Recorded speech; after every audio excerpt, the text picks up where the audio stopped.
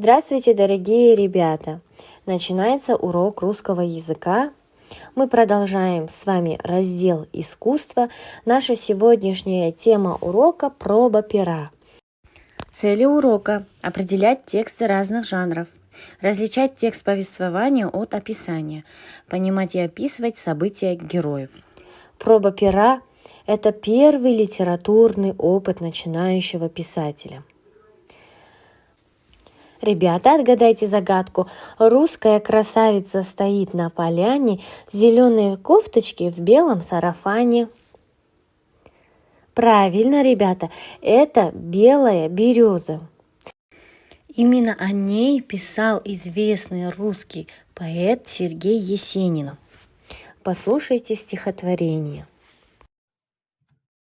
Белая береза под моим окном принакрылась снегом, точно серебром.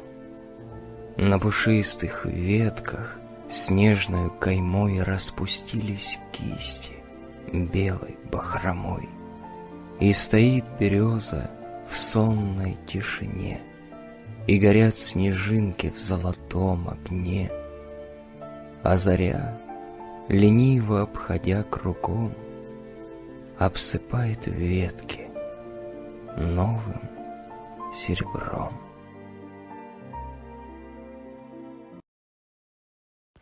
Ребята, скажите, пожалуйста, почему этот текст называется стихотворением, а не загадкой, не пословицей?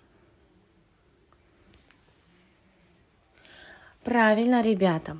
Этот текст называется стихотворением, потому что здесь есть рифма. Под моим окном, точно серебром, снежной каймой, белой бахромой.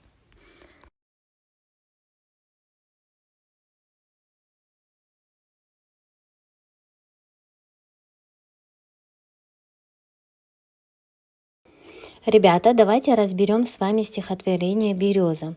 Так как оно является текстом описанием, здесь употреблены много прилагательных. Прилагательные нам нужны для того, чтобы описать березу.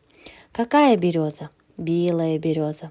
На каких ветках? На пушистых ветках. В какой тишине? В сонной тишине.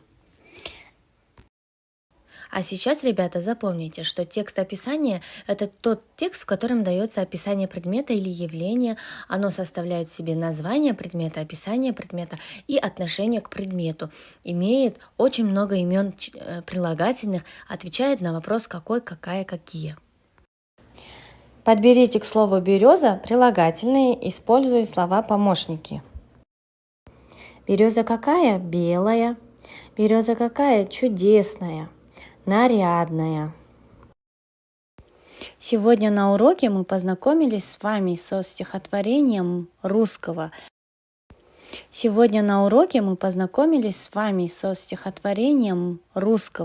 Поэта Сергея Есенина. А также мы с вами научились различать текст описания. Ребята, домашнее задание для вас. Расположите эти предложения в таком порядке, чтобы получился рассказ. И запишите в тетради. Ребята, давайте подведем итоги урока. Урок полезен, все понятно. Лишь кое-что чуть-чуть неясно. Еще придется потрудиться. Да, трудно все-таки учиться.